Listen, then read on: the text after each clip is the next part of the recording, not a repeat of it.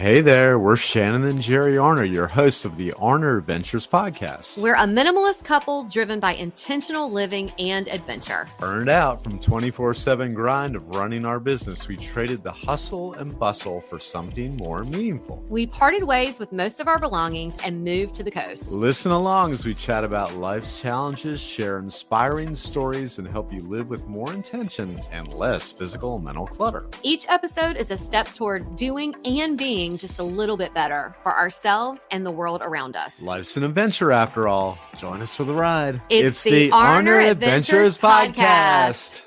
Hi, everybody. I'm Jerry. And I'm Shannon. And we're back for episode 132 of the Arner Adventures podcast. Yes, we are. We hope that you're enjoying your summer so far. I think summer's my favorite. I don't know. Spring is pretty great, but I do love that the warmth is here. Yeah, I'm more of a spring and fall kind of person, but yeah, I do like the warmth too, and our summer's been nice so far. It really has. Yeah, man. And Echo, this is his first, I would say, he was in the shelter for 2 years. He's 2.5. I like to say this is still his first. Like, it's still his first summer out of the clink. First summer out of the big house. Yeah, first summer out of the big house, from the big house to our house. That's right. So it's been fun kind of getting to know what he likes, what he doesn't like. He is becoming a beach pup though, so that's for sure. Oh yeah. I think he definitely likes that. Yeah. From what I can see. Well, I think today's episode is perfect for summer, almost like an adventure novel. Mm-hmm. Much like the guest that we talked to today. Oh yeah. Our guest today is Niamh McAnally. She's a writer. What most intrigued us about her background, she talks about when her father passed away and recognizing that he was not his stuff. Yeah. Just her whole topic of stuff is not being what is important. That's her thing. Yeah. Yeah. And of course she's a writer, so we got into that. But what intrigued, like Jerry said, the reason that we first read about her was how we did recognize that link, right? That we've talked on the floor about people who have passed away in our life and how there's all this stuff around, and it's just like that is not who they were. That is not who they are. It's really about the memories that you make with them. But she has so many adventures that we talked about. She sailed all over the world, living in a 40-foot space. She is definitely a pro of what you should keep around. If you can live in a 40-foot space, then you've got an idea of what tangible things are important in life, don't you think? Oh, you do. Yeah. If you can break it down to that, you will learn that lesson. Yeah. We also want to make sure that we add, because I'm pretty sure, I know that we talked about it off air, and I don't know if we did on, and it's always a big question about, well, how do you travel if you don't have money? And I wanted to make sure that I preface this conversation with, you're going to hear Niamh talk about so many just adventurous stuff, sailing and traveling, but she was a nomad for years. But she volunteered and bartered, like working for her food, places to stay. She's not some, trust fund baby that just was like, great, I'm going to take my money and go over the world. It's not like that. She really is someone who knows what is important to her, and she was just going to do whatever it took to make sure that she was traveling. And so I sort of kicking myself after this that we didn't say that on the air, but I do want to address that because I think that's a question we get all the time is, how do you guys travel so much? And also just anybody who's on the show, that's the question that we like to talk about is, okay, well, how did you do this? Right. Because people do want to know, well, I want to travel, but I can never travel because I don't have money. Yeah. It's not about the stuff, it's about the experiences. That's right. And putting priorities together. Mm-hmm. Yeah. She has so many adventures that align with our lifestyle, and we just loved this conversation. And I think that, I don't know, maybe we should just go ahead and get to Niamh. I think we should get to it. Well, we told you a little bit about our guest. We cannot wait to dive into this conversation. Our guest today is Niamh McAnally. She is an Irish-born best-selling author, keynote speaker, and former TV director. Inspired by the realization that her father's treasures were just stuff, she sold everything in '93 to travel the world. Her first book, Flares Up, A Story Bigger Than the Atlantic, was shortlisted for the 2023 Sunday Times Vicky Orvis Award. Niamh's adventures and experiences living and volunteering in the Caribbean and South Pacific have profoundly influenced her writing. Now living in Florida, she founded an international writers group and runs workshops to encourage emerging writers. Niamh, thank you so much for being here. Well, thank you for having me. It's fantastic to meet you guys. We are so intrigued by your story. Anyone who listens to our show on the regular knows exactly why we wanted you on the show. But I just to kind of talk about things that when we read about you and we're like, oh my gosh, we have to ask her to be on the show, we immediately resonated with two things. Number one, seeing that you sold your stuff and your father's stuff. And then moreover, how when he passed away, your realization that he was not his stuff and that he was not tied to it. So we can't wait to dive into all of that. It's so great. That's like 90% of our stuff. Yeah. Yeah. It's like our story. Yeah. So, yeah. But before we get into it, I would love it if you could tell our audience where you're coming to us from. All right. Well, so today I'm actually in Punta Gorda, Florida, just on the southwest coast, the Gulf Coast of Florida. Mm-hmm. And we've been here actually now about 2 years altogether. And we came ashore. We had been living on a sailboat for the last 6 years. And so that was another time in my life where everything just fit in a 40-foot space. So that's where we are right now today. What a dream. Wow. I love that. Yeah. In fact, this morning, we go through these periods of time where, and I feel like we're pretty minimal, but it trickles in. And this morning, just kind of getting ready before our recording, we were purging again. And I'm like, let's just get rid of this stuff. Like, how does this get here? And as we were talking about you and our conversation that we were going to have, we were like, gosh, it's interesting that we're getting ready to have this conversation about how like our dog, Betty, passed away in February. And I've been holding on to her stuff. And it's like, that's exactly what, like when my grandmother passed away, I've talked about this several times, that I just remember how terrible it was that we were all having to sort through all of her stuff. And like, well, who's going to keep this? And well, we can't get rid of this. And it was finally like, no, just because she held on to all of this stuff doesn't mean that we need to do the same. So I remembered that this morning about Betty, and okay, no, I need to donate this to someone who's gonna really enjoy this. So that, and we get a lot of promotional items for what we do. And it comes in. It's the big brown truck that pulls up 3 times a week. That's where a lot of it's coming. And so we're just like donating it. And it's like the people who send us the stuff. It's like, do you not hear who we're about? What we're about? So it's like a revolving door. Yeah. And going. But I would love it if we could talk about that part first. And, not only are you going through the mourning of your father dying, and did this happen in 93?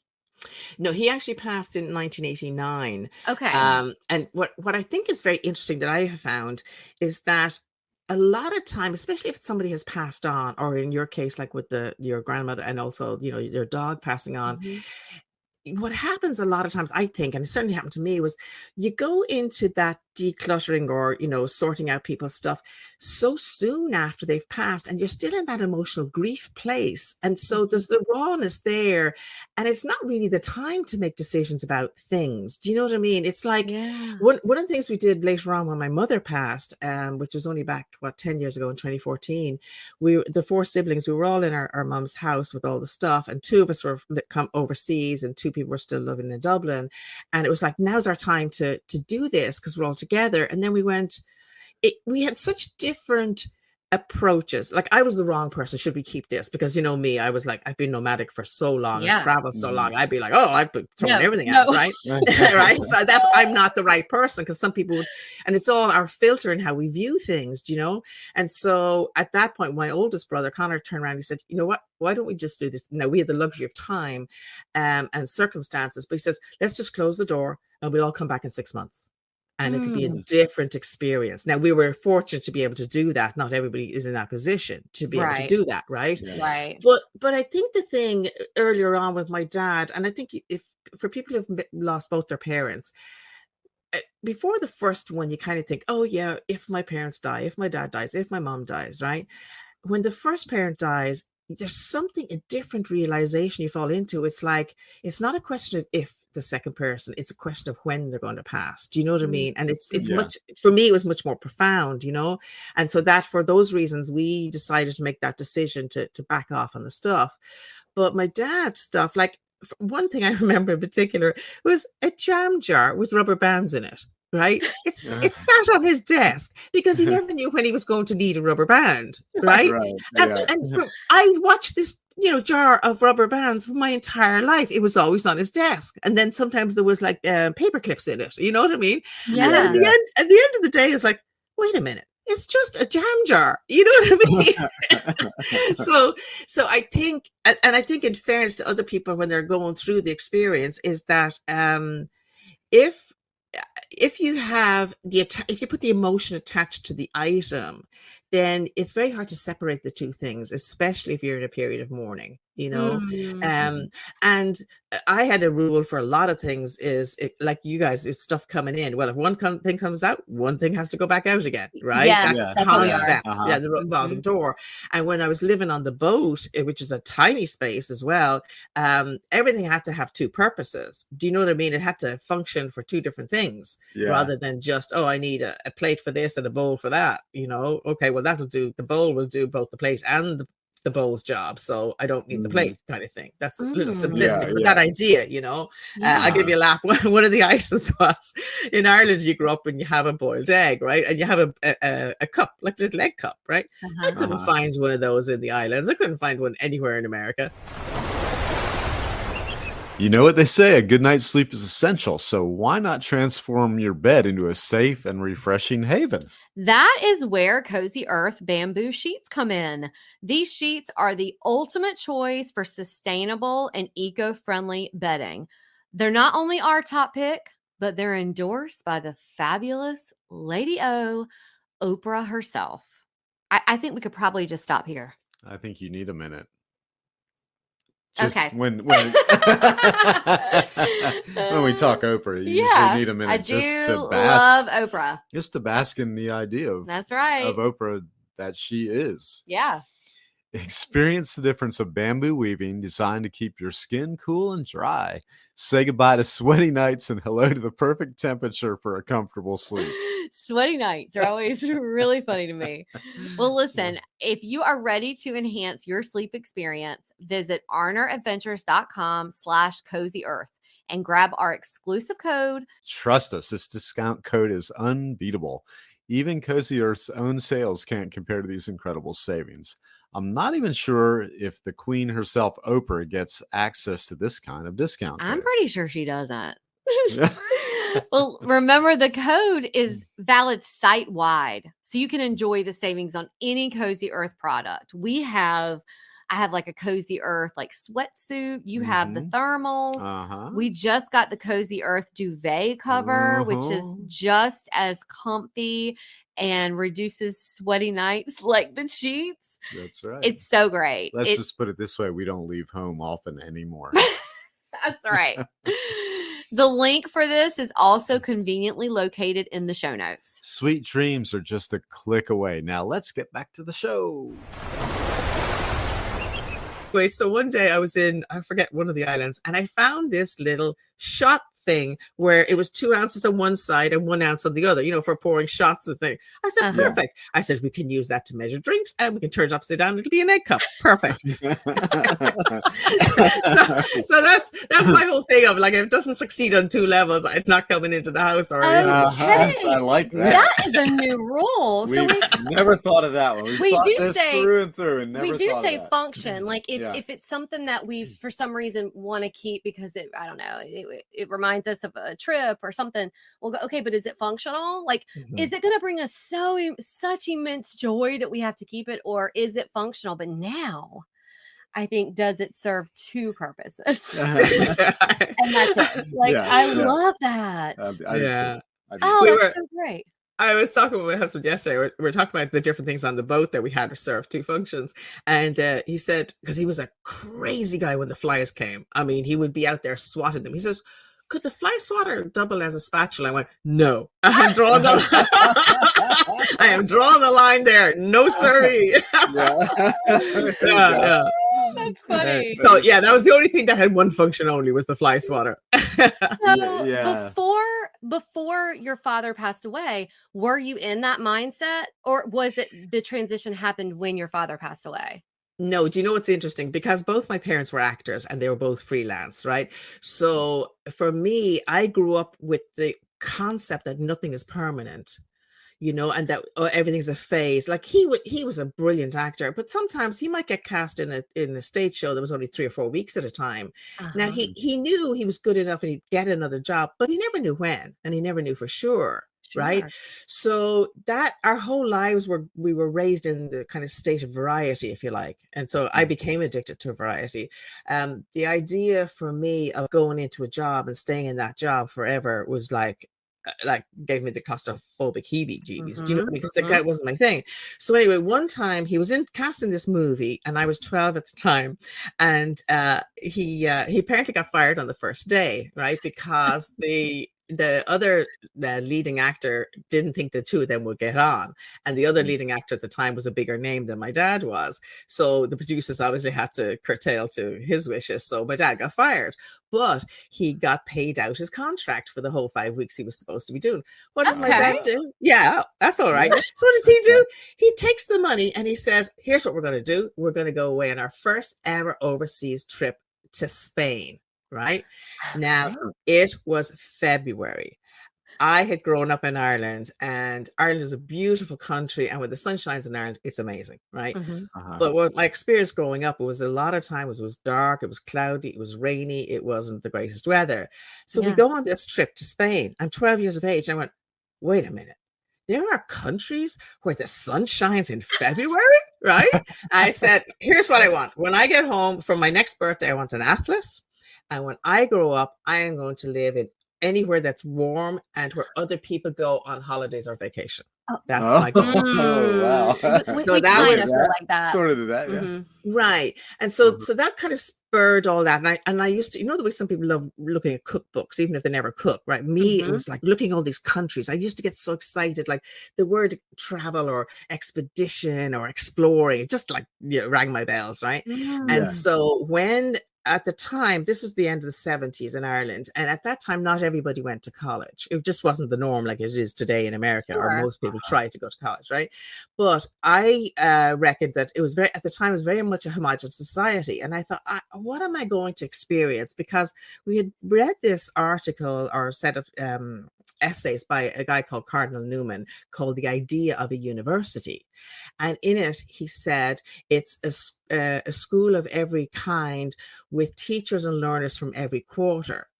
And that went, I'm not going to experience that in Ireland. So when I was 17, I left and I went to live in Paris, which was a much more cosmopolitan city. And I went to Uh-huh. study French language and literature. And I was exposed to all these people from all around the world. I was in the international class. And that was it. I said, I got to go to all these places. I got to find out where people are at and understand, and not be a tourist, but be a traveler. And Yeah. that way you get into the culture, you get into understanding the differences, and Yes. that was the spark for me originally. Yeah, oh, Oh. that's neat. That's neat. Uh, That just makes me. I don't want to go off trail, but I think of Anthony Bourdain's show where he would travel around, and I bet you enjoyed that. Yeah. And it always incorporated the meals together with The people and culture. the Mhm. culture into the meal, and that was Yeah. always really interesting. Yeah. Yeah, I think Uh-huh. so too. I think, and we've talked about this before too, but I think it would definitely resonate with you, is that we think that there's just not much else that makes you more empathetic and understanding of different cultures than traveling. I mean, Uh, I just, if you were to compare, and this is totally, I don't know if a study's been done about this, but if you were to compare people who are very closed-minded and not open to accepting others, I can almost bet that they're people who have never left their bubble, Yeah. you Yeah. know? No, it's true. And because you're exposed to it, what's very interesting about it for me was, I'll give you an example. A lot of my volunteer travel was in the South Pacific. Yeah. And in one place in Vanuatu, where I actually went for a marine conservation job with the hawksbill turtles. That was my purpose to go. But it's a tiny island called Mozo, and there was like 400 villagers, one little village, right? And there was 8 of us there at that point, and we were all individually adopted by a local family. So my Oh. mama was Mama Cecilia, and my little new sister was Fabiana, and so I was kind of living with her community, right? And one day she's I mean, her house was made out of huts, and she actually had corrugated roof and nails and some hinges, which was more than some of the other places had. Mm. But she was making bread. She said, "You're staying for lunch today." And I said, "Okay." And she was making bread, and she was on one of these makeshift, almost like a picnic bench we would have here, only like a little bit more rustic. And she throws down the flour, and then she's kneading the bread, and then she's shooing the chickens off the table at the same time and everything, right? And I'm just thinking, it's so different, and yet it was what was so similar was my mother used to make bread. The 2 women were the same in terms of they were both the heart of the family. Like her husband was away fishing and stuff like that. But for an accident of birth, go I, right? You're That right. could have been me. But they were similar, and yet at the same time, what I took away from it was we can't berate ourselves saying, "Oh, I've got this amazing life. I live in a Western developed country where there's much more affluence, etc." And after you travel, feeling guilty about that. No, because we still have to honor who we are and where we came in the world for whatever reason. We were given this life, and our best thing to do is to give as much justice to the life that we have been given. And Mm. yet you get that understanding of how somebody else, how their culture is you know Mm-hmm. and there was another one in Tonga where I was doing the family had 2 teenage children, and the parents used to bring photographers to swim with the humpback whales in the water, right, when they come up to birth Yeah. during the season. And one of the things there that they were trained in was on endangered turtles as well. And the locals there would catch turtles for dinner, right? That was Mm. one of their sources of food. And my host had gone to this lady to say, "Well, they are endangered, and would you mind not like eating the turtle?" And the woman is saying, "I got to feed my family, and this has been their tradition, right?" And so Mm. I started to think, hang on a second, what is it that makes an animal or food source acceptable in one culture and not in another? Right. Right. So like we would say, "Oh, I'm not going to eat a turtle," but that was something that they saw no wrong in. Like in Ireland, we ride horses, but like in France, they can eat a horse, Mm-hmm. and so it's like, who's to say what's right or wrong? And Mm-hmm. I found that very enlightening. Like Mm. the cow is sacred in India, but Yeah. in the West, we throw it on the barbecue. Yeah. So where's the right and wrong in any of it? But it was very interesting. But anyway, so the lady kind of said, yeah, she'd have a chicken instead that week. But Just that way. When did the writing start? Like when did you, I know you're known as the writer on the water. So when did that start? Was it when you started sailing? Well, it's funny because we've recently found a certificate where I won my first essay competition when I was 6, and I showed it. Oh. I told my sister, and she goes, "Yeah, I got one of those too." And I went, "Oh, okay." Moving on. But no, I've written all my life, and one of the things that I was always good at was when I would write from my travels, I'd write letters home, and it wouldn't be just, "Hi, how are you?" whatever. I would kind of describe where I was, and everybody kept coming back to me saying, I feel like I was there. Do you know what I mean? It's whatever way I Oh. had that talent in writing. And Uh-huh. when I got on well, to back up, how did I get on a sailboat in the first place? Yeah. So I had spent a year traveling as a volunteer, like circumnavigating, and like 2 of those stories were from that. And when I came back after my 12 months, I said, okay, now it's time to settle down.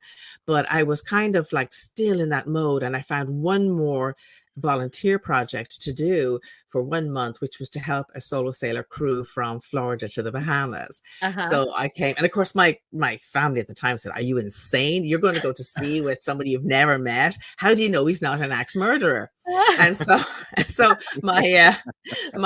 what I didn't know at the time was he was a solo sailor, and he had come out of a long-term career and marriage and everything else, and he wanted to he was amazing, learned to sail when he was 68, and said, "Okay, I'm going to buy a boat and downsize everything and sail away. I just need a bit of crew." And his friends came to him and said, you're going to take on a woman you've never met in your life before. How do you know she's not she's a not. modern day pirate? It's going to steal your boat when you're 12 miles offshore. Anyway, so I came for allegedly a month, and that's actually part of Following Sunshine, the new memoir coming out. But when we're on the boat, I showed him one of my short stories, and he says, "Oh man, you've got to do this full time." And so probably I'm full-time writer now for the last 8 years. Oh, neat. that's wonderful. That is wonderful. Yeah. And so is he the one you ended up marrying? Yes, indeed. Okay.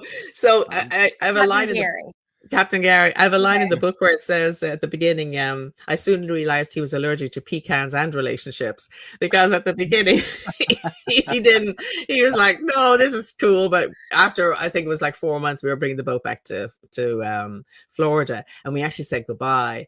And it was the first time in my life I realized that was a very important person in my life. I don't know how we're going to stay connected, but no matter what, just being in his presence and learning and talking to each other, because there's no Wi-Fi or cell phone or internet on the boat. You know what I mean? You just had to talk.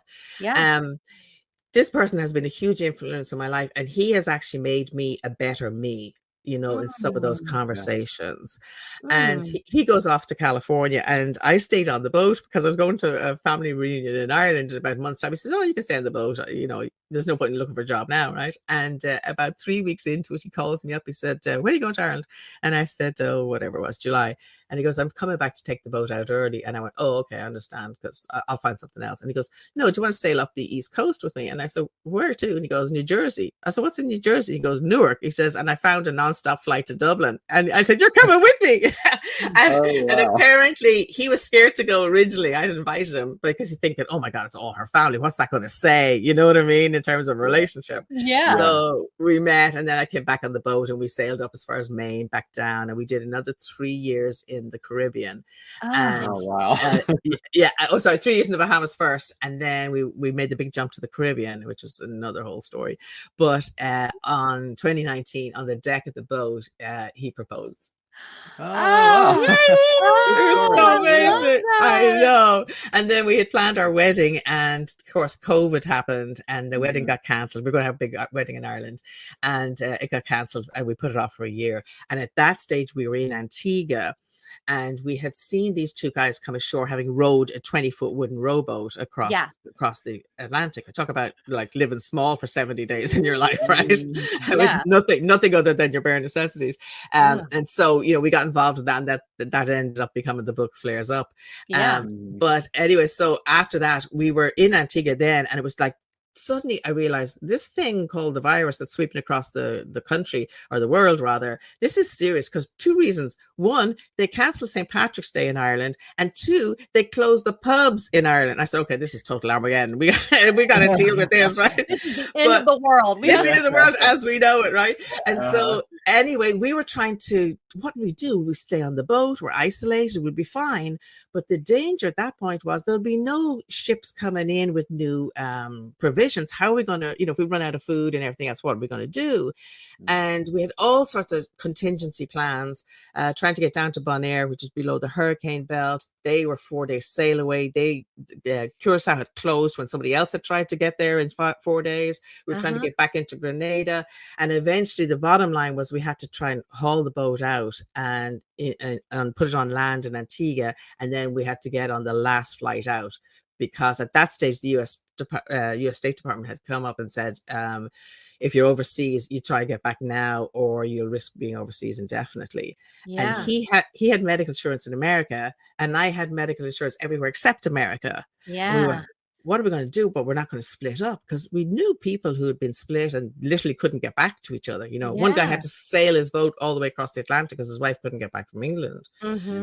So we had these friends who from Canada who were also on boats. They said, "Look, we've got a little cottage beside our house. You can come to Canada. If you get sick, Niamh, you'll be covered. And if Gary gets sick, well, we'll drive him to the border and we'll kick him across." And poor Gary had this idea, there's a panel van, and they're going to just dump and roll as we go by. And the very next day, the US-Canadian border closed.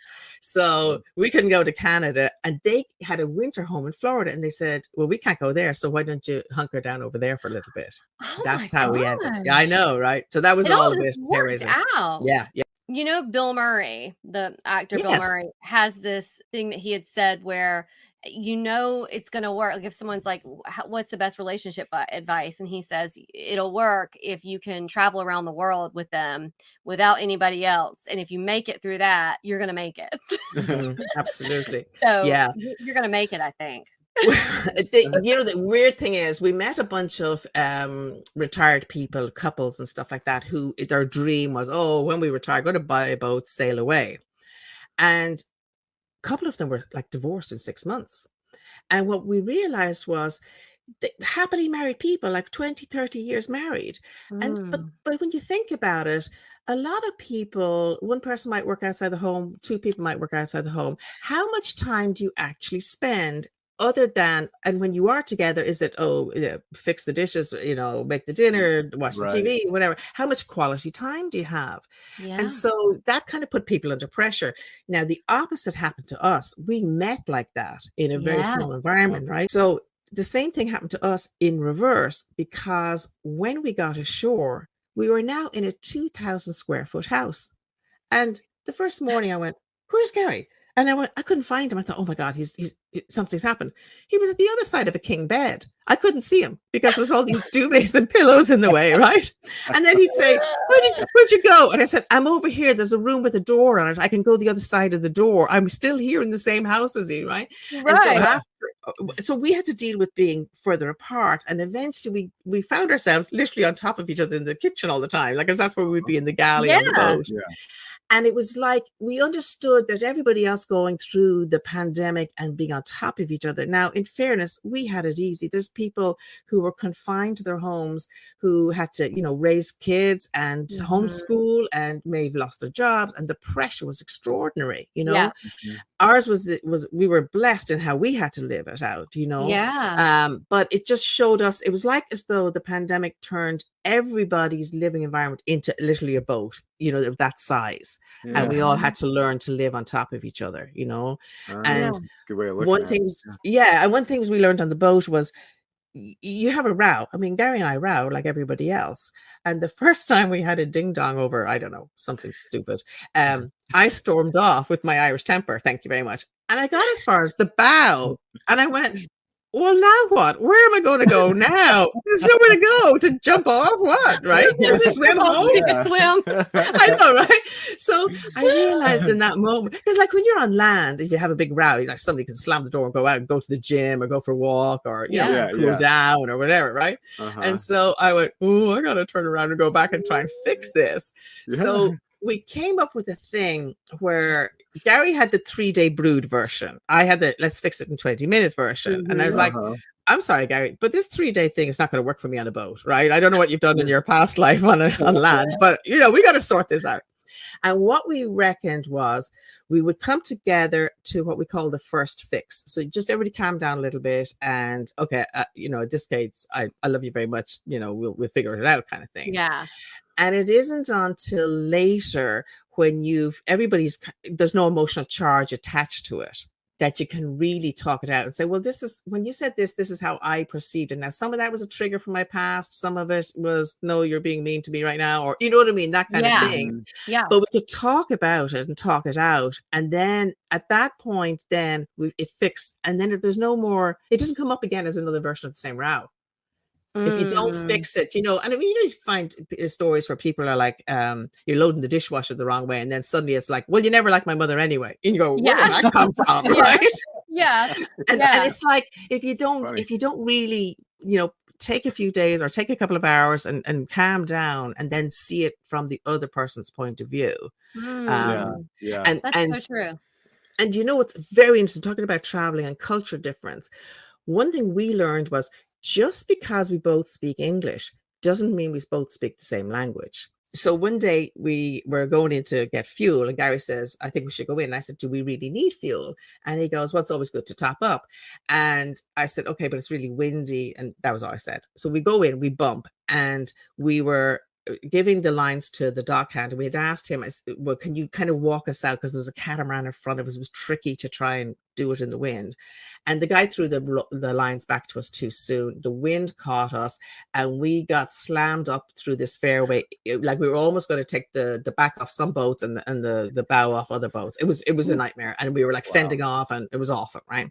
Yeah. And so our communication style at the time wasn't the greatest, and he was like, "We're in trouble." I'm like, "Yeah, think," and blah blah blah. So anyway, we eventually get sorted out. We get out of that marina. We never went back to that marina ever again. Because of course everybody's on the dock. You know, when you do it perfectly, there's nobody. When you do it bad, Sure, everybody's there shouting at you, right? So anyway, we had a big row over that, and I turned around to you and I said, "I told you we shouldn't have gone in for fuel."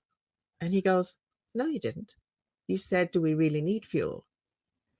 And I realized that's how in Ireland, we have a way of talking around things and hope that you Yeah. pick up on it. Yeah. And I found culturally in America, certainly with Gary, he's more direct. He'd say, "No, you didn't ask me that. You didn't say, don't go in. I'm afraid to go in because of the weather. You said, do we really need fuel?" And that's when we realized two people can experience the exact same event, but through a different filter. That's exactly right. Right. I can think of something that parallels that right away. I tend to go, she'll say something, I'll go, that doesn't sound like a bad idea. And what I mean is I'll think about it for about a week. And then I'm And like, she'll I think be, it's if I great. said it, It's done. if I said it doesn't sound like a bad idea, she figures it's a done deal. Mm-hmm. So Yeah. I realized that after a while, I got to sort of talk that one through a little bit better as to avoid a ding dong. I don't know. Maybe that means something else in America. I don't know. But anyway. I love it. I was thinking is a ding dong a pastry like I think in Oh, America yeah. it's a hostess Yes, pastry. you said Oh. we Yeah. had a ding dong. I was like, oh, they have like hostess cakes on the Yeah, Again, with the different vernacular, right? You know, Right, different right. words. Yeah. Yeah. And yeah. then I realized what you were saying. I know that you founded an international writers group, and is that based specifically in Florida, or is this a virtual thing that is anywhere? Like, and it's international, but how is it hosted? I'll tell you what, when I was getting ready to pitch Flares Up, I did this edit and pitch your novel course from a UK writing school. And people had to peer critique each other. And I felt it wasn't very great. It wasn't very great. People had to peer critique each other's work. And some people were overly pretty with their phrasing. And some people were like, oh, it's awful. And I thought if they saw each other on Zoom first, they might connect with a human being and be more helpful. So I started doing Zoom calls every week with everybody. And then I found there was about 10 people, including myself. I thought these guys are serious writers. So I got them together and I said, let's continue this. And so every month, like we meet on Zoom, and up until last year, we had 4 people agented, 2 people already traditionally published. And I really wanted to get them over the finish line for everybody. So last year, we organized a retreat. We had somebody start off was in Japan, we had a couple in America, we had Australia, a couple in England. And we all met in the UK for the first time last year and got together. And then we came up with this idea that we would put together an anthology of our short stories. And so I've just been curating that, sent it off, and we've now got a publishing deal for that, which is coming out next May of 2025. And we keep going through that. And it's been amazing just seeing everybody's journey. And when one month some person's getting great accolades and one person's like, oh, I can't write another word, or well, how about a grocery list? So we help each other out. Do you know what I mean? So that's where that's going. Like accountability in a like-minded group, which is wonderful. And also creating a safe space, because writing is a very vulnerable process for everybody. Yes. It's also an isolating process, if you like. You're it's just you and a pen or a keyboard initially. I'm glad you're saying this. I got involved in this writing groups. I think maybe similar to what my assumption was, it was going to be like you're saying. And while I write for my blog, I love writing. And I thought this is really going to help me be around other people who write. And not that the goal was to write a book, but I thought, well, gosh, maybe it could just take me to another level. I'm going to be in like-minded people.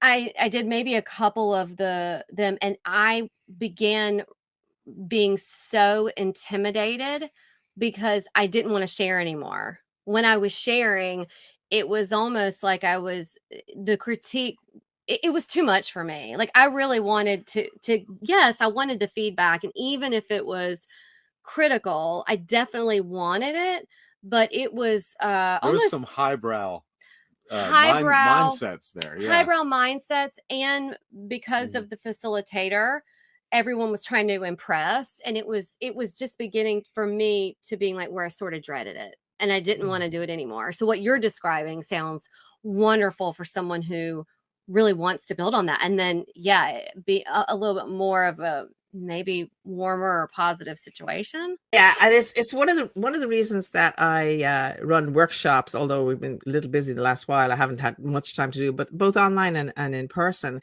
is to encourage the emerging talent, because I personally believe everyone is a storyteller, right?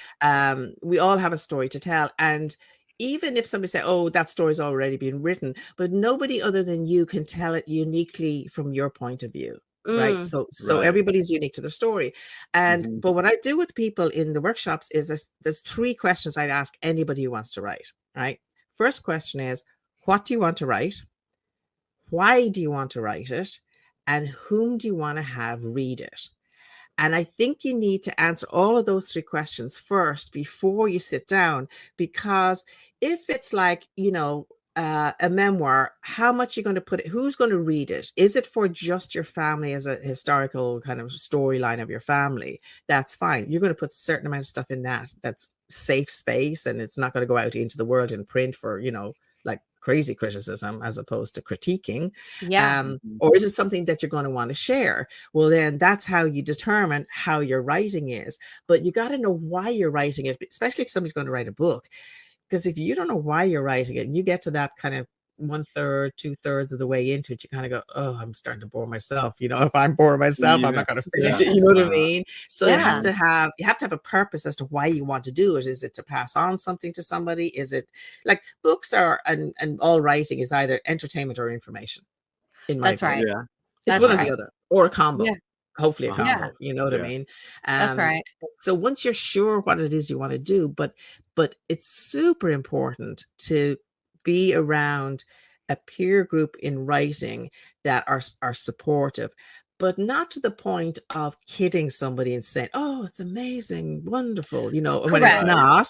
There's a huge difference between constructive critique than somebody just criticizing you or putting you down. Do you know what I mean? Yeah.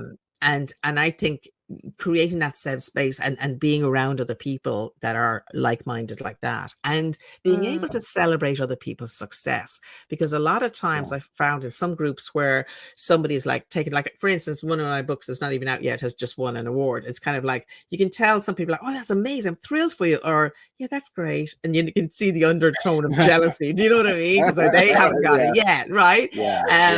But so during the times when my writers were like, somebody'd have a down day, "Oh, I got another rejection letter," because trying to get an agent for traditional publishing is like not even half the battle, it's just the start of the battle, right? Sure. And people get rejection letters all the time. And so eventually I created this thing called the CTA Awards, which was you're to put up on the forum every time you get a rejection letter, because we are now going to celebrate them, because it's a CTA, it's one step closer to a yes, right? Closer to a yes. I love that. So, and you look at like some of the greatest writers were turned down by agents and publishers all the time. And so it's finally they get through, and you just if you believe in what you're doing, if you've got your what, you got your why, and you got your who, then you'll keep going until, like they say, what is that they say about babies? They don't take a few steps and then go, "Oh, apparently this crawling part is a bit difficult, so I'm not going to do it anymore." No, they crawl until they can stand up, right? That's right. Another thing too about your who is that you can't be, "I want everybody to love it." You got to really zero in, because once you start doing that, your stuff's going to get watered down, because you see that in commercial art, like music, for example, all the time. If you're trying to please everybody, your stuff's going to start to suck, probably. Know who your reader is if it's writing, who is, and in your case, like the podcast, who's your listenership. You've made it very clear, this is who we are, this is our message, and that's why it resonates with the people that it's resonating with. Well, let's get to your fast 5 questions. So number 1 is digital writing or handwriting? Digital. Okay. I can't. I should have been a doctor because I cannot read my own writing. I'm the same way. Yeah. I'm the same I way. can't. And I've also recently been diagnosed with Dupuytren's contracture. Do you know what that is? It's No. when it starts off as a little lump in your hand, in the palm of your hand, and usually the ring finger and the little finger, and then they start to curl in because it Oh. contracts, and I actually sometimes at night wear a splint now, so I have to hurry up and write all the rest of my books now because before my hands curl up and I can't write anymore. Oh Oh, my. gosh. Well, Yeah, then yeah, you could yeah. dictate it. You could do the. That's you could true. That's Mhm. true. Right. And we're going to veer off into an Irish theme here. You too, or Van Morrison? You too. Okay. You too. Okay. I Yeah, like that. definitely you too. Yeah. Actually, in fact, interesting story. My brother, who was a music and TV producer, was the first person to put U2 on the television in Ireland. He Oh was, that my right? god. yeah, he was Connor's my brother's name, Connor McAnally, and he was on TV for a Young Lion was the name of the program at the time, and he was doing a show in some school, right? And he heard a band practicing next door, and he put his head around the corner, and sure enough, it was the Genesis of U2. And he goes, "Oh, you guys sound pretty good. Do you want to come on our show?" And so that was their first TV appearance. Oh my Oh, gosh. that's pretty Yeah, neat. yeah. Wow. And we used to, I was I had a TV company in Ireland, and we did all our editing in Windmill Lane Studios for music television. When MTV came out in America, he brought a show called MT USA into Ireland, and it was the first time they filled like 3 hours on a Sunday afternoon. There'd been nothing on TV at that time before for young people. Right. Yeah. Right. And we used to edit in Windmill Lane, and the lads would be in there recording albums and stuff. So yeah, I've got to go with you too. Number 3, boat or plane? Both. Moving right along. This is a fun one. Guinness Stout or Jameson whiskey? Neither for me. Yeah, no, I the only thing I drink now is a bit of wine from time to time. I never, the doctors in Ireland used to prescribe a half pint of Guinness to older ladies for all the nutritional value in the Guinness. So Wow.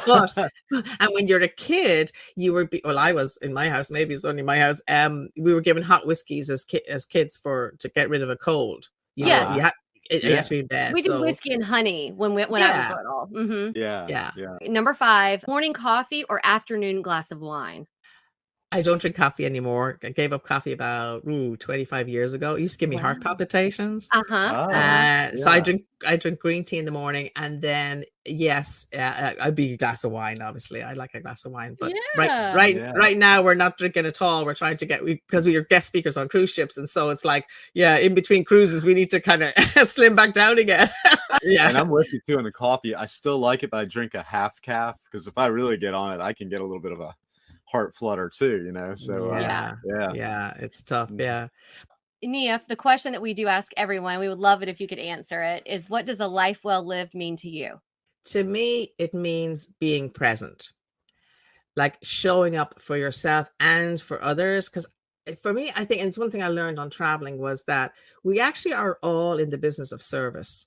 We don't have to work in a hotel or a restaurant to be in service. Like, my job is to try and make it a better place for the person beside me, whether that's a husband or wife, a father, a son, or a friend, And I think that once we realize that, and when we can recognize that, we show up for other people. And my whole goal in life is to make sure that I have either inspired or impacted somebody in a positive way. And at one point, I changed my whole mission in life. And that was, I have to make somebody laugh every single day. And the brilliant part about this mission is I can't fail, because at the end of the day, I go through my laugh list and I say, who did I make laugh today? Oh, I don't think it was a very bad day. I know before I go to sleep, I can make myself laugh. Yeah. I like that. Yeah. Oh, I love integrating. That's a great way to integrate into like a gratitude practice is who did I make laugh And today? I never really thought of that, but that's something I love to do anyway, but I never thought of one a day thing like that. That's pretty neat. Yeah. Well, Niamh, this has been so great. I feel like we need to have you back on when your book finally publishes. If you could tell our audience how they can find you, how they can get synced up with your books that you've already published, and then as well as kind of be in the know of yours coming up. So the easiest way to get a hold of me is thewriteronthewater.com. And it's literally how you spell it, thewriteronthewater.com. And you can sign up there and it'll give all the updates on my books coming out. The next one is called Following Sunshine, a voyage around the mind, around the world, around the heart. And that tells the story of my whole year volunteer traveling, growing up in Ireland with my actor parents, but also the moment I got on that boat. And the last third is the love story. And it's even I was doing the audiobook yesterday and I was like, oh, it's so cute. I was like, I was like laughing at my own self. And then obviously I'm all on most of the social media. You know, I'm on Twitter and Instagram and Facebook and LinkedIn, all the good stuff there. Thank you so much for being here. We've so much enjoyed this. It's very enjoyable. Yes, and most we enjoyable. we definitely have to have you back. We appreciate your time. Yeah. Oh, it's been wonderful. I love chatting with you guys. You guys are awesome.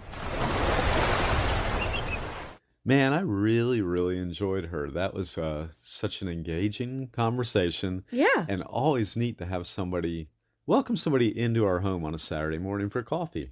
That's true. That's the way we like to look at it. We do like to look at it that way. Yeah. Yes, we do. And we love, I mean, fortunately, our guests, usually we have something aligning with them.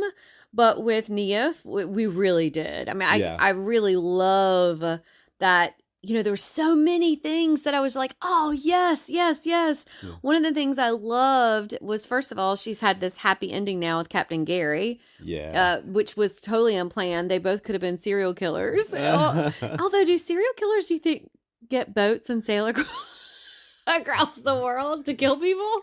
Like serial pirates.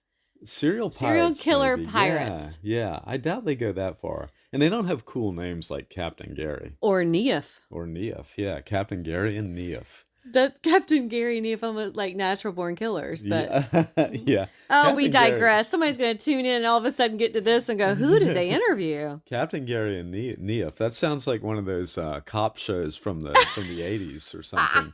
Captain Gary and Niamh are going to solving crimes. This week on USA Network. That's true. That is true. Oh gosh. Well, yeah, I it's interesting how you have someone on the show and what intrigued us, what we said in the beginning, was how she really identified when her father passed away that he was not in his stuff. Mm-hmm. And then she talked about that whole thing when her mother passed away and going through it and all of those things and how stuff is not important. But then it turned into this whole other great conversation about how, she's experienced and still is having these adventures, and she's such a great writer. Mm-hmm. And all of that. What were some of did you have a big takeaway or? Yeah, the one thing that stands out to me is her concept of everything that comes in has to have two uses. Oh yeah. Yeah, and it doesn't, and they're not like absurd things like in the MacGyver sense, like a can opener that turns into a video recorder. Video recorder. Yeah. It's practical stuff, but the one she mentioned was the bowls and the plates. The bowl could be both a plate and a bowl. Do you know how I wanted to go to the cabinet and get rid of our plates? I know you did. You know I did. We don't even have that many. I know. We don't have. We have the. And you know what? It's not even like we need them. But when we have no, we don't. We're so great about it. I was going to say, what we need is like a little bowl. But then I go, no, we have those bigger bowls. Yeah. And when we want a little bowl, we use a coffee mug. That's right. We do. Like if we have a bit of ice cream once in a while, we get our coffee mug. And then we have to wash them so we can have coffee the next day because we don't have many coffee mugs. That's right. That's right. We're doing pretty well, but I do like that rule. Yeah, I do too. It's okay, if we need something, okay, well, can it serve two purposes? Because or can there be something we already have that serves that purpose? That one really stood out to me. I tell you something that's resonating with me. I love is when she was talking about the communication with her and Captain Gary. Especially, she said, just because you both speak English doesn't mean you communicate the same way. Yeah. And when she talked about going in, like bringing the boat in by the dock, and she said, "Do we need gas? Do we have to fill up on gas or something?" And then when they were having problems docking, and she said, "I told you we shouldn't have come in for gas," and he was like, "No, you didn't." Yeah. You asked, do we need to stop in for gas? Yeah. I just thought that's so interesting because you and I have different ways like that. And you talked about the example. It resonated with me right away. Yeah. My example was how you might say, hey, I'm thinking about this, that, or the other. And I go, that sounds like a good idea. But to me, that's not a yes. To you, that's a yes. Right. Right. It's like, I got him. Yeah. Wait a minute. Yeah. I also just like that she's a writer. I tell you, after the conversation, I love writing. I mean, I love our blog and I love writing the blogs. It did make me want to go and just, I don't know, be more mindful about my writing and think about who am I writing it for? You know, all of those things that we have identified really well, but it does make me think. So this conversation was multifaceted and it impacted us in such a great way. Yeah. And I just hope that if you're still listening to us, that it was impactful for you too.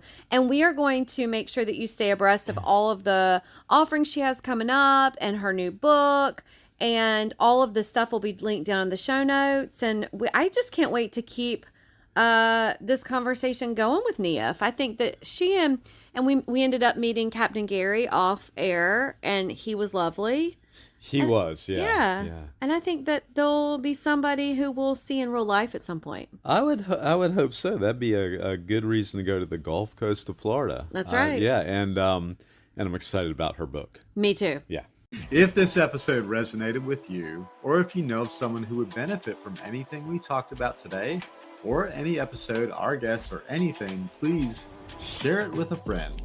It's a great way of supporting the podcast and us, and we really appreciate it. Another way of supporting the pod is by leaving us a 5-star review or rating on the platform you're listening to us on. Oh, and go ahead and hit that subscribe button because that also supports us. We would love that. You can always find us, links we refer to during the show, and any of the podcast sponsors at arneradventures.com or linked here in these show notes. And until next time, enjoy that journey you're on. We're wishing you lots of adventures. Adios. Arrivederci. Au revoir. Adios. Sayonara. Auf Wiedersehen. Dos vidaniana.